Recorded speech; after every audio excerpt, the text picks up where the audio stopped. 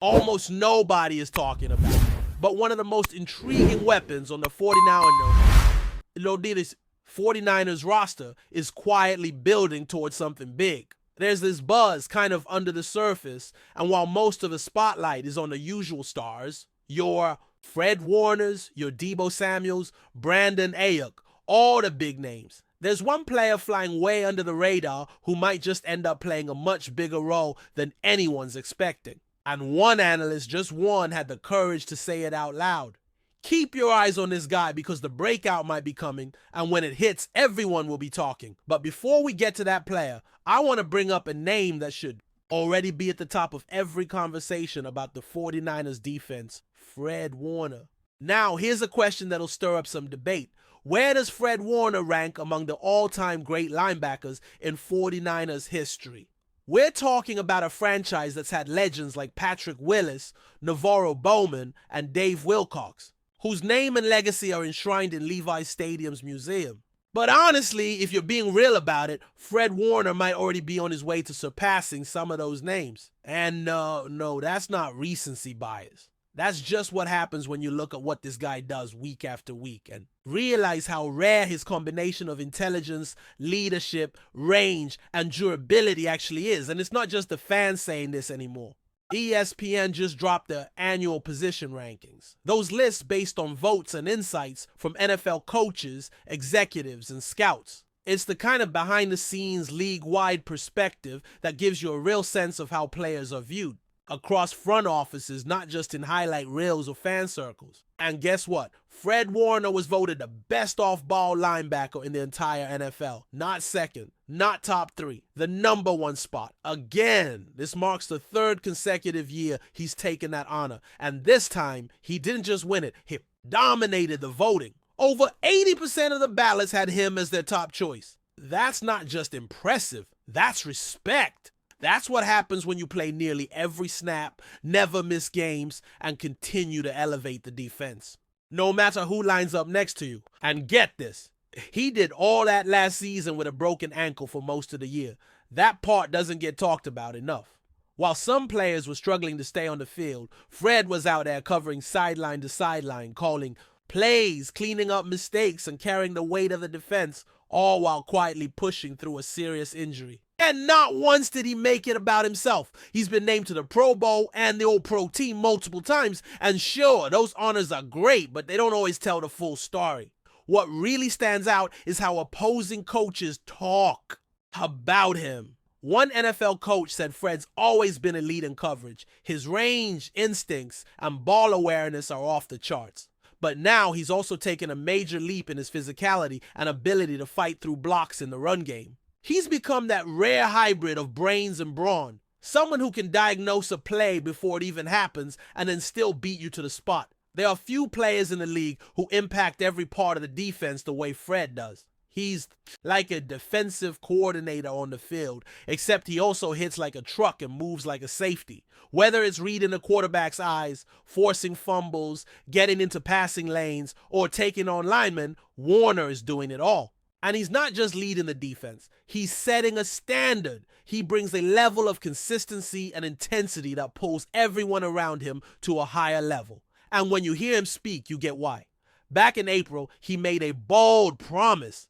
He said, "You ain't seen nothing yet.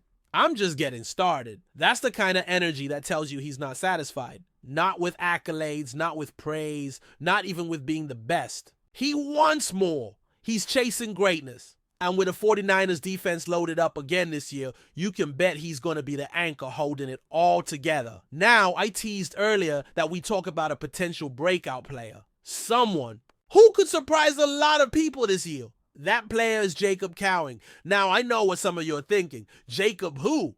And honestly, that's kind of the point. Nobody's really talking about him. The attention's been on guys like Ricky Pearsall, who was a first-round pick, or the drama around Brandon Ayuk and Jawan Jennings. And yeah, I get it. Those are the big headlines. But Jacob Cowing might just sneak up and steal the show at training camp. Here's the thing. Cowing doesn't have the prototypical build. He's listed at 5'8" or 5'9", depending on where you look. And when you line him up next to some of the more physically imposing receivers in the league, he doesn't exactly jump off the screen. but then you see the tape. You watch him in motion, and suddenly it clicks. This guy is slippery, he's fast, he's hard to cover, and even harder to tackle. One of the top defensive backs on the 49ers, Deommodore Lenoir, straight up said last year that Cowing is one of the toughest guys to stay with in one-on-ones. He said that by the time you think you've got him in your grasp, he's already out of reach. That kind of shiftiness is rare. And in Kyle Shanahan's system, it's potentially explosive. Think of the gadget plays we've seen from Debo over the years. Jet sweeps, bubble screens, motion snaps, end arounds. Cowing could be the guy to take on some of those reps. He doesn't need to be Debo. No one's asking him to be. But if he can give the offense a bit of that dynamic energy and stretch the field horizontally the way Shanahan loves, then he could carve out a real role, and people are starting to notice. Victor Ford from The Athletic recently named Cowing his breakout candidate for the 49ers or Nasdon to 49ers this season. And he's not basing that on hype. He's looking at the work this kid has put in. Cowing spent the offseason adding muscle to his frame. He trained with Brock Purdy in both Jacksonville and Arizona. He showed up looking sharp during OTAs. He knows that training camp is where it all has to come together. This is his chance to prove he belongs and to build trust with his quarterback and with his coaching staff. That's the real test, by the way. Earning Kyle Shanahan's trust as a receiver is no easy feat. You've got to show consistency. You've got to be reliable in your routes. And you've got to be tough enough to take hits when the play breaks down. Cowing seems ready to take that step. And with Ayuk still recovering, there's a window of opportunity right in front of him. If he seizes it, we might be looking at a legit contributor with 4.3 speed who can be used creatively all over the field. But the wide receiver room isn't without its drama. Jawan Jennings is still in the middle of contract talks. And while several teams have reportedly reached out to inquire about a possible trade, the 49ers have made it clear they're not looking to move him. And that makes sense. Jennings brings toughness, experience, and that edge you want in a veteran receiver. He's not a WR1, and he knows that, but he's one of those glue guys you need on a deep playoff run. The team wants to keep him, and he's pushing for a contract extension, which honestly he deserves. It's not a matter of whether he's worth keeping. It's just about finding that middle ground between what the team can offer and what the player believes he's earned. And then you've got the rookies. The young guys are officially reporting for camp, and there's a real buzz around names like Alfred Collins. Now that situation is a little tricky. He's one of 32nd round picks who haven't signed yet, which is wild. 2 months have gone by, and there's been almost no movement across the board. It's not necessarily a holdout, more like a weird league-wide pause. And it's created this limbo where guys like Collins, who could have a real impact right away, are just kind of stuck waiting for the dominoes to fall. There's been some speculation out there, especially after the reports about Shamar Stewart and Cincinnati. That story blew up fast, suggesting he might return to college if a deal doesn't get done. And while it's technically possible, most of that noise feels overblown. With Collins, I'd expect something similar. Once 1 or 2 deals get done, the rest will fall into place quickly. These guys want to play. They want to be on the field. And while the financial stuff is complicated, there's too much at stake for everyone involved to let it drag on forever. Collins, in particular, is someone the 49ers could really use on that defensive line. He's got size, explosiveness, and that raw potential you want to mold early. San Francisco knows how to develop defensive linemen, and Collins might be next in that pipeline. But first, the paperwork has to get done. With rookies reporting and training camp just days away, this is where it all starts to take shape. This is the part of the season where you see who's been grinding in the offseason and who's ready to fight for a roster spot. It's not about the hype anymore. It's about execution. Jacob Cowing has a shot to turn heads. Fred Warner's ready to lead. Jawan Jennings wants his respect. And the rookies are lining up to prove they belong. Everything's about to kick off, and it's going to be fun to watch how it all unfolds. But before we dive in, don't forget to subscribe to 49ers Zone and hit the like button on this video. Your support helps us keep bringing you the latest updates on the San Francisco 49ers. And don't forget to share your thoughts on the news in the comments below.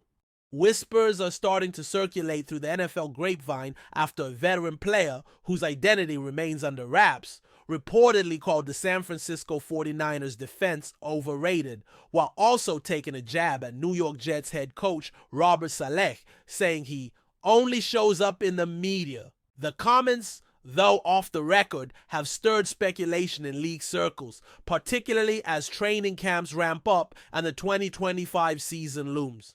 The 49ers, long touted as one of the league's most formidable defensive units, have built a reputation on speed, physicality, and an aggressive front seven. But according to this unnamed veteran, the reality might not match the hype. "They're good, Shaw," the player allegedly said, "but not as good as everyone keeps saying. They get exposed when it counts." This sentiment raises eyebrows, especially given San Francisco's playoff consistency and their reputation for shutting down elite offenses. Still, critics have occasionally questioned the defense's performance in key moments, most notably in late postseason games where explosive offenses have found ways to pick apart the secondary. More curious, however, is the shot aimed at Robert SALEH, the former 49ers defensive coordinator turned Jets head coach. Saleh's more of a media guy now, the veteran reportedly added. "You see his face more on TV than you see adjustments on the field. SALEH, known for his energetic sideline presence and media-savvy persona, has indeed become one of the more visible coaches in the NFL. Whether that has affected his coaching acumen is up for debate. But these alleged comments suggest some within the league aren't buying the current narrative.